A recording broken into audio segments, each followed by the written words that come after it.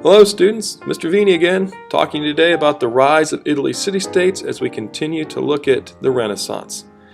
Now let's talk about Italy's city-states and how they grow wealthy. Now they became wealthy through trade. You see, most of the city-states were on a coastline which gave them easy access to the ocean. So they were able to import silk and spices to Europe while exporting wool and wine to Asia. Now the Crusades brought Italian merchants into contact with the Arab merchants, and the Mongol Empire created a vast network of trade routes in Asia. Now let's talk a little bit about a man named Marco Polo. He was a merchant from Venice, and he wrote a book about Asia. You see, he had spent about 17 years with Kublai Khan, who had sent him all over China on what he called business trip or fact-finding trips.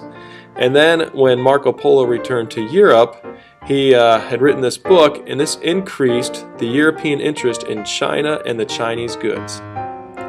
Now, one of the city-states I'd like to talk about is Florence. And Florence is probably the most famous of the cities of the Renaissance.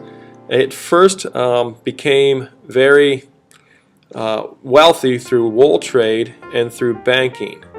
But eventually, its richest family was known as the Medicis, and they were bankers.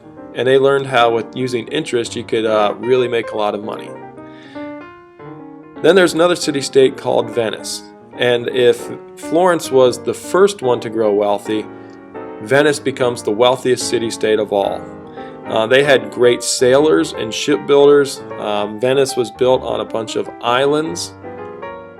They had, instead of roads, canals or waterways to get around, and then there's a lot of bridges. Some of their wealth came from building ships. Next, we're going to talk a little bit about what becomes known as the urban noble. You see, we talked about when it was the Roman Empire, you had these old families. They were the noble families, and they were very wealthy, the patricians, if you remember. Well, these noble families start to move into the cities, and they mix with what were the new wealthy people, these wealthy merchants. So as they mix, at first the city-states were republics, but later ruled by one powerful man. That person in Venice was known as the Doge.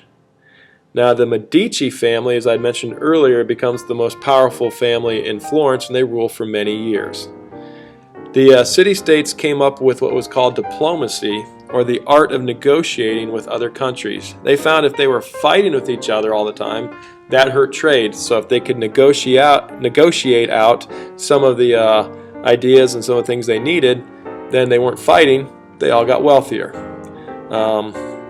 Machiavelli was an important diplomat in Florence and had many ideas about what it meant to rule. Now that's a little bit about the rise of Italy's city-states and why they became wealthy. Hope you enjoyed it, and I'll see you in class.